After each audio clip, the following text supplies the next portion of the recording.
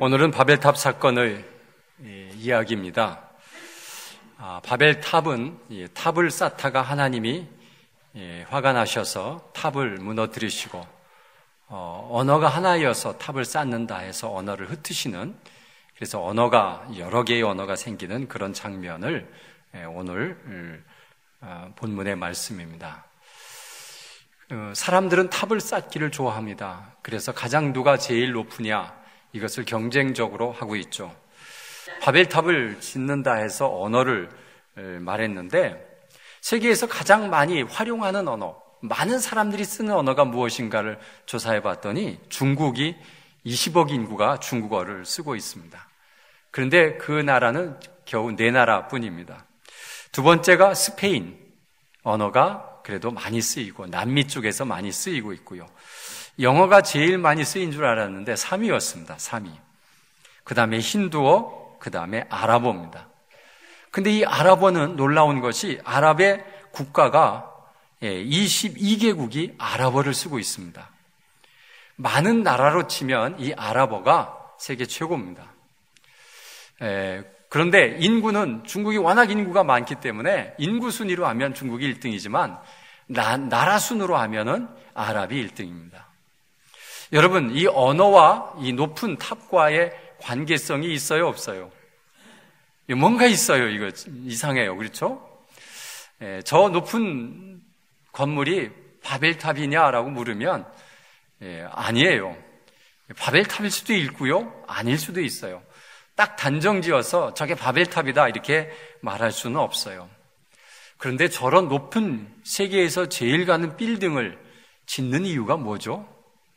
저게 우리 사람에게 꼭 필요한 건물입니까? 꼭 저렇게 높이 져야 됩니까? 저 높이 질 때 드는 비용과 또 기술력과 이런 것들은 얼마나 많은 기술력과 노동력과 자본과 이것이 얼마나 많이 듭니까? 아마 조 단위가 든다고 그래요. 저 건물 하나를 짓는데. 자, 그런 건물을 꼭 져야 하나요? 세계 최고의 10대 건물 가지고 있는 중국, 잘 사는 나라예요? 빈부의 격차가 너무 심한 나라예요. 잘 사는 사람은 여행이에요. 이번에 성지순례 하면서 저희들이 늘 묻는 말이 차이나라고 물어요. 뭐래요? 그 말은 뭐래요? 중국 사람입니까? 그래요. 중국 사람이 얼마나 왔길래 우리 한국 사람이 가는데 맨날 중국 사람이냐고 물어요. 그 정도로 중국이 지금 해외여행도 많이 나오고 저렇게 건물을 5대 건물을 5개, 10대 안에 드는 5대 건물을 지을 정도로 잘 사는 나라이냐라고 하면 그렇지 않아요. 여러분, 굶어 죽는 사람이 있는 나라예요. 그런 나라가 저런 탑을 세워야 될 이유는 없어요. 저 돈으로 어려운 사람을 도와주면 얼마나 좋겠습니까? 그럼 두바이가 세계에서 제일 잘 사는 나라냐? 네, 그건 아니에요, 또. 그러나 두바이는 그래도 그 나라들은, 아랍에미레이트는 그래도 잘 사는 나라 중에 속해요. 그런데 아랍 사람들이요, 우리나라에도 일하러 들어와요. 왜요? 가난하니까. 그 나라도요, 빈부의 차가 너무 커요. 잘 사는 사람들은 세계 10위 안에 드는 그런 부호들이 이 아랍 쪽에 사람들이 많이 있어요. 왜냐하면 석유 때문에 그래요. 그런데 그 나라도 힘들게 사는 사람들은 이런 나라로 일하러 와야 될 정도로 수많은 나라, 그리고 수많은 내전, 수많은 어려움을 겪는 이런 아랍 나라들이 많이 있어요. 그런데 세계 1, 2위를 다투는 건물을 져야 되는 이유는 무엇입니까? 여러분, 저런 건물을 짓는 이유가 뭐죠? 왜 져야 되죠?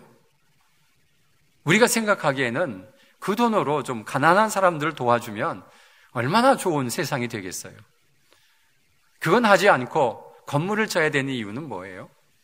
욕심이죠.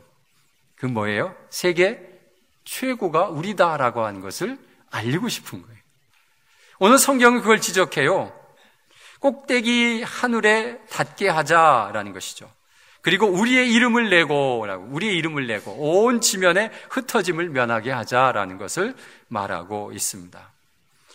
여러분, 이 언어의 문제와 이 탑의 문제는 같이 따라다녀요. 희한해요. 왜 그럴까라고 하는 것이죠. 왜 그럴까? 세계 최고가 되고 싶은 나라는 자기 나라 언어 사용하는 사람만 모여가지고는 세계 최고가 될 수 없어요. 그러니까 어떻게 해요? 전쟁을 해요. 그래서 사람을 잡아다가 노예를 시키고 일을 시켜서 탑을 쌓아요. 현대 시대 말고 예전 과거의 모든 정권들은 그랬어요. 자, 그러면서 신격화해요. 최고의 이름을, 최고의 국왕 이런 사람들을 신격화하죠. 일본 신사 참배가 누구를 섬기는 거예요? 천황을 섬기는 거예요. 그는 신이라고 이야기해요. 결코 신은 아니에요. 로마 황제를 신격화하죠. 그래서 황제를 신으로 섬겨요. 신으로 섬기지 않으면 큰일 납니다. 그런데 그 힘을 가지고 뭐 합니까? 다른 나라를 가서 노예를 잡아다가 건물을 짓는데 이번에 가서 봤더니 로마의 흔적들이 얼마나 많은지 몰라요. 큰 원형 경기장을 곳곳에 져놨어요. 이스라엘에 가도 져놨고 요르단에 가도 져놨고 가는 곳마다 큰 사원들을 큰 유적지를 갔는데 가는 곳마다 큰 경기장과 목욕탕이 있어요. 사우나. 그런데 돌로 졌는데 어마어마하게 졌어요. 우리가 봐도 그 잔재들만 남아있는데 다 무너지고 잔재들만 남아있는데 저 돌을 어떻게 올렸을까? 상상이 안 가요. 기중기도 없어요. 그 시대 때 저런 큰 건물을 돌로 깎아서 어떻게 세우고 어떻게 만들었을까? 상상이 안 가요. 그러니까 그것이 문화재고 우리가 많은 사람들이 보러 오는 거예요. 저게 도대체 어떻게 했을까? 근데 그것을 만든 사람들은 누굴까요? 그것을 진짜 건설한 사람들은 누굴까요? 로마가 지었지만 진짜 건설한 사람들은 다 노예들이에요. 이 노예들의 피눈물을 흘려가며 자기들의 왕성함을 나타내기 위해서 수많은 건물을 지었고 탑들을 지었고 왕궁을 지었고 신전을 지었어요. 신전. 그리고 원형 경기장을 돌로 만들었는데 기가 막혀요. 가운데 서서 우리가 실험을 하는데 저 끝에까지 다 들려요. 스피커 없이도 들려요. 그것을 내가 말하는 사람이 느낄 정도예요. 가이드가 얘기해요. 여기서 얘기해 보세요. 얘기해보고 조금 앞에 가서 얘기하세요. 근데 앞에서 얘기한 것과 거기에서 얘기하는 것이 달라요. 그럴 정도로 과학적인 원형 경기장을 줘놨어요. 마이크가 없이 공연해도 2,000명, 3,000명이 다 들을 수 있는 그런 경기장을 만들어 놓은 이 로마, 대단한 문화를 가지고 있는데 그 문화를 이룬 사람들이 누구냐라는 것이죠. 황제를 중심으로 황제의 힘을 가지고 수많은 사람들의 노예를 잡아다가 다 일을 시켰다는 것이죠. 그 사람들의 피눈물 나는 삶이죠. 잡혀와서 고향을 떠나고 부모를 떠나고 혼자 와서 노예로 또 노예 가족으로 끌려와서 그것을 짓는데 얼마나 많은 아픔을 겪었습니까? 그렇게까지 해야 되는 겁니까? 사람을 피눈물 흘려가는 그런 안타까운 마음을 해가면서 자기들의 영화와 자기들의 권세를 온 세상에 나타내기 위해서 그 짓을 해야 되는 겁니까? 하나님은 그것에 대해서 심히 불편해 하셨어요. 그래서 그런 탑들을 다 무너뜨려 버리고 언어를 확 흩어버리셨어요. 언어가 이때 흩어졌느냐 이런 논란이 많이 있는데 10장에 가면, 지금 11장의 사건이지만 10장에 가면 언어와 족속대로 흩어진 것이 나와요. 그래서 이 성경은 연대순으로 나온 것이 아니라는 것이에요. 우리가 중요한 것은 하나님이 왜 이런 탑을 못 쌓게 하고 언어를 흩으셨는가라는 것이죠. 하나님은 이렇게 말씀하시는 거예요. 뭐냐 하면 언어와 같은 사람들끼리 모여서 행복하게 살아라. 남의 언어를 쓰는 사람을 가서 침략해서 노예로 잡아오지 마라. 왜 자기 민족이 우수하고 자기가 이런 문화를 가지고 있다고 자랑하고 그런 일들을 하지 마라. 언어가 같은 사람들끼리 모여서 행복하게 살기를 원하는 게 하나님의 마음이에요. 그런데 사람들은 욕심은요 얼마나 큰지 몰라요. 그래서 세계를 정복해야 되는 거예요. 그래서 세계 전쟁을 일으키고요. 그리고 다른 언어를 쓰는 사람을 다 붙들어다가 언어를 못 쓰게 해요. 우리 일제 36년 동안 언어를 잃어버렸어요. 저희 아버님이 징용으로 끌려갔다 오셨는데 일본어를 잘해요. 통역관을 할 수 있을 정도의 일본어를 잘해요. 왜 잘할까요? 어릴 적부터 일본어를 배웠기 때문에 그래요. 우리나라가 언어를 잃어버렸어요. 그래서 해방하고 나서 이 국어를 복원시키는데 국어학자들이 다 없어져 가지고 얼마나 힘들었는지 몰라요. 조금만 더 지배했으면 우리 언어를 잃어버릴 뻔했어요. 여러분, 언어가 통하는 사람끼리 살아야지 행복해요. 이번에 여행하면서 제일 불편한 게 말이 안 통하는 게 너무 답답하고 너무 힘이 들어요. 이럴 줄 알면 영어를 열심히 공부해 놓을 걸. 근데 영어를 한다고 다 되느냐? 아니에요. 그쪽엔 또 아랍어를 쓰니까 영어를 못하는 사람 만나면 또 아랍어를 쓰는, 그 영어를 쓰고 쓰는 사람을 또 데려와야 돼요. 그러니 이거 얼마나 불편하고요. 답답한지 모르겠어요. 그래서 하나님은 언어와 같은 사람들끼리 모여서 살아라. 그리고 힘을 합치지 마라. 힘을 합쳐서 한다는 일이 뭐예요? 탑을 쌓고 우리 민족이 최고다. 그래서 전쟁을 일으키고 그래서 세계를 지배하려고 하고 세계를 지배하려고 하니까 그 리더를 어떻게 해야 돼요? 신성화시켜서 하나님 말고 이 사람이 하나님이다. 이렇게 해야만이 온 나라가 따라올 수 있기 때문에 많은 사람들을 신성화시키는 작업을 하는 거예요. 그래서 하나님은 그것을 너무나도 싫어하시는 거예요. 그래서 하나님이 싫어하는, 원하지 않는 것이 무엇인가 봤더니 첫째는 우리의 이름을 내는 것을 원하지 않아요. 내 이름을 내려면 정복해야 돼요. 너 나를 따라, 내 이름이 너 위에 있다라고 하면 그냥 되나요? 아니에요. 뭔가 힘으로 찍어 누르든가 아니면 내가 사로잡아야 돼요. 그러려니까 우리는 힘을 길러요, 힘을. 요즘은 돈을 가지고 힘을 쓸 수 있으니까 돈을 모아가지고 자기 이름을 높이는데 최선의 노력을 다하고 있습니다. 여러분, 그 노력을 하다가 수많은 사람들이 노예를 잡혀서 평생 노예만 살다 죽은 사람들의 그 한과 그 아픔은 누가 위로하고 누가 치료합니까? 수많은 사람들이 한 사람의 이름 때문에, 로마 황제의 이름 하나 때문에, 그리고 이집트의 왕 때문에 그 수많은 피라밋을 지으면서 얼마나 수많은 노예들이 거기에 봉사했는가를 우리는 보면 좋겠습니다. 우리의 이름을 내는 것 하나님 원치 않습니다. 우리 기독교인들은, 신앙인들은 우리의 이름은 다 없어지고 오직 하나님의 이름만 내야 됩니다. 수많은 사람들은 자신의 이름을 내기를 그렇게 좋아하고 그 이름을 내려고 수없이 노력을 합니다. 그런데 결국에는 그것이 하나님 앞에 도전하는 결과를 갖게 된다는 것입니다. 큰 나라를 세우면 왕궁을 세우고 신전을 쌓고 탑을 쌓아서 우리가 세계 최고라고 하는 것을 계속 보여주려고 하는 그런 마음이 있습니다. 두 번째는 흩어짐을 모여있는 것을 싫어하십니다. 흩어지기를 원하셔요. 아까도 얘기했지만 하나님은 생육하고 번성하고 땅에 충만하라고 우리에게 축복하셨어요. 노아 홍수가 지나고 8식구에게 축복한 말씀이 창세기에 처음 인간을 만들고 축복하신 것과 똑같은 축복을 해요. 그것이 뭐예요? 생육하고 번성하고 땅에 충만하라. 땅에 충만하다고 하는 것은 땅 구석구석에 다 흩어져서 그 땅에서 나오는 소산과 곡식을 가지고 풍족하게 살아가도록 하나님께서는 그런 축복을 하셨는데 우리가 흩어지지 말자. 우리 모이자. 그래서 조직을 하고 군대를 만들고 그래서 우리가 세계 최고니까 우리가 사람들을 잡아가지고 노예로 삼아서 우리나라를 배부르고 재미있게 살도록 하라고. 로마가 목욕탕을 만들고 사우나를 만들어서 얼마나 타락된 그런 삶을 살았습니까? 그래서 결국에는 로마도 무너져 버리고 말았습니다.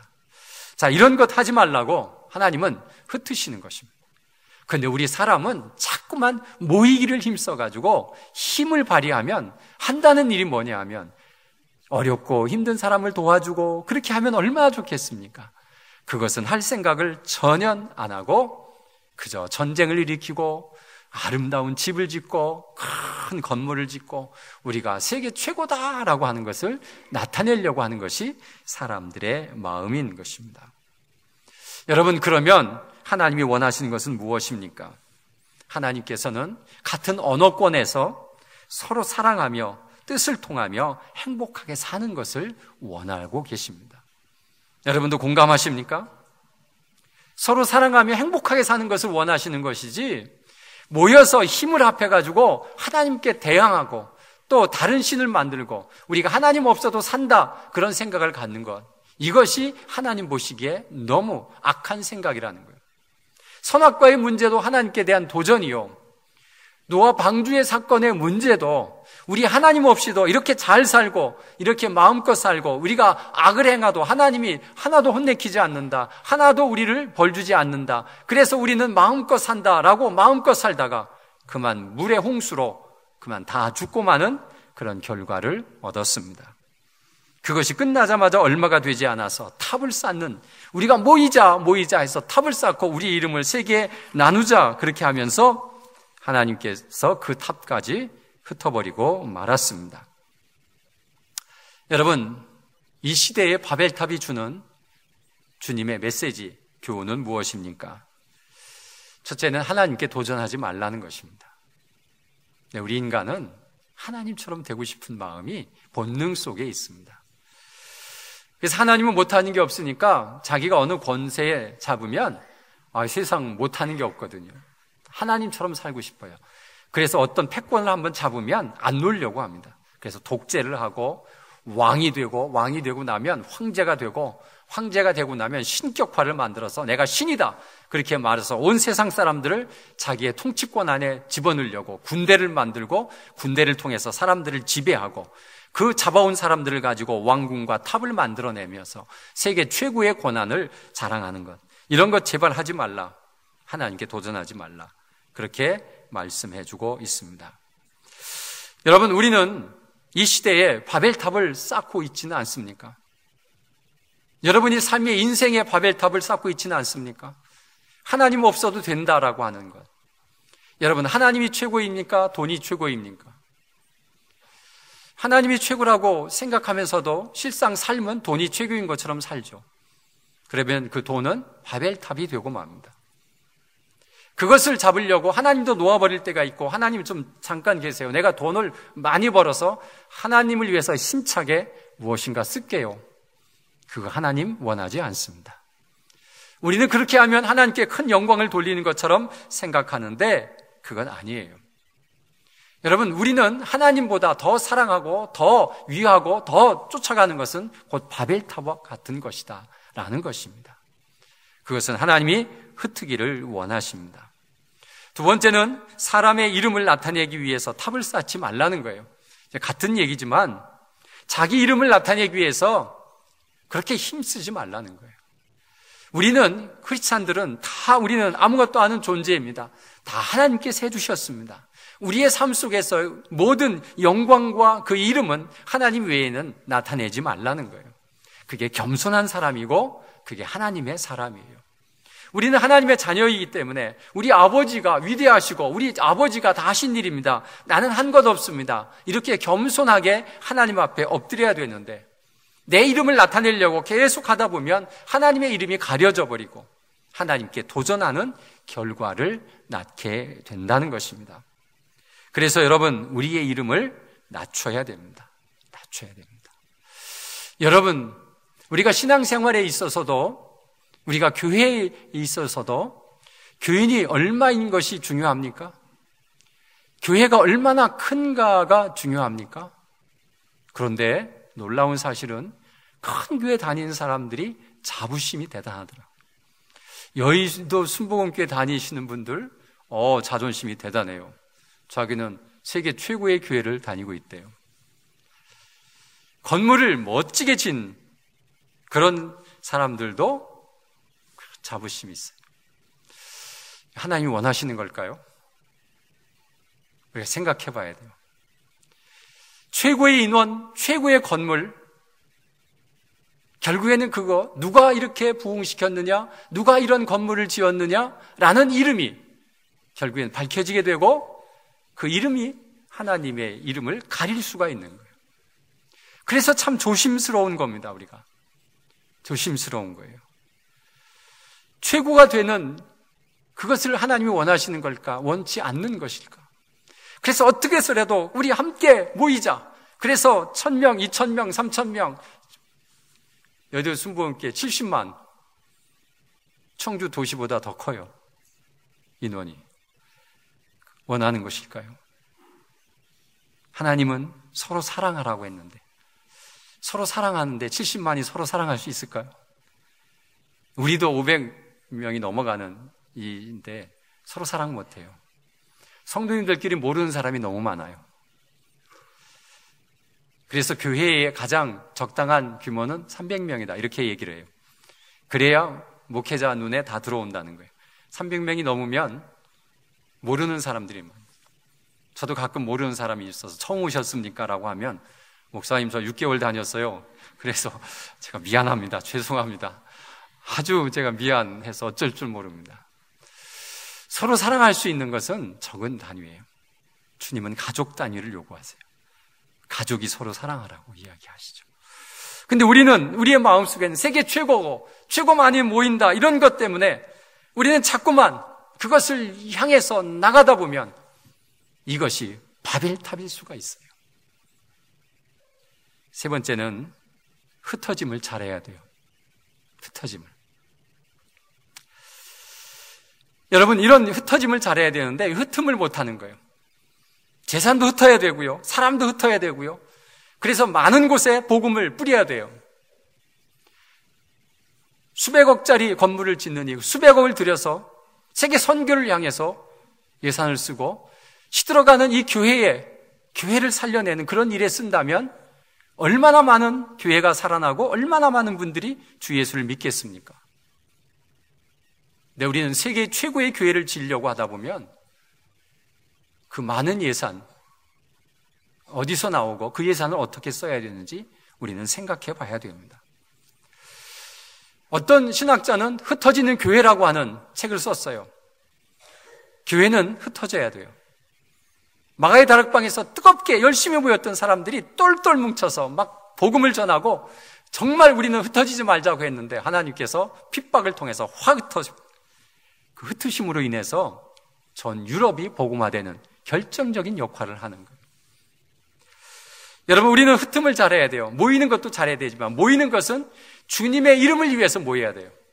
하나님은 한 분이세요. 그래서 하나님입니다. 그 하나님의 이름으로 모이는 것은 너무 좋아요. 그래서 하나님이 원하시고 기뻐하시는 일이 무엇이냐? 그러면 우리가 모여서 하나님의 능력을 부여받아서 흩어지는 거예요. 그래서 내 삶 속에서, 내 직장에서, 내 가정에서 복음을 전하는 자로 삶을 사는 것. 이것이 하나님이 원하시는 삶이에요. 여러분, 우리는 이 흩어짐에 대해서 깊이 생각하고 내가 흩어진 자라고 하는 것을 생각해 봐야 됩니다. 이 흩어짐의 장 11장이 나오고 바로 아브라함의 이야기가 나옵니다. 근데 아브라함은 갈대아 우르라는 데서 흩트기 시작하는, 그리고 아무도 그 민족이 살지 않는 곳으로 이렇게 옮겨오는 모습을 볼 수가 있습니다. 여러분, 우리는 바벨탑을 쌓아서는 안 돼요. 내 인생에 바벨탑을 쌓으면 안 돼요. 하나님께 도전하면 안 돼요. 내 이름을 높이기 위해서 무엇을 하면 안 돼요. 우리는 우리의 모든 영광은 다 하나님께 돌리고 우리는 낮아짐으로 서로 사랑하며 내 주변에 있는 가족과 내 직장에 있는 모든 사람들에게 본을 보이며 사랑하며 그들을 섬길 때에 그곳이 행복한 사람이 되는 것입니다. 여러분, 이런 마음을 가지고 우리가 힘껏 살아가면서 사랑하며 흩어진 자의 모습대로 살아가는 우리 모두가 되시기를 간절히 바랍니다.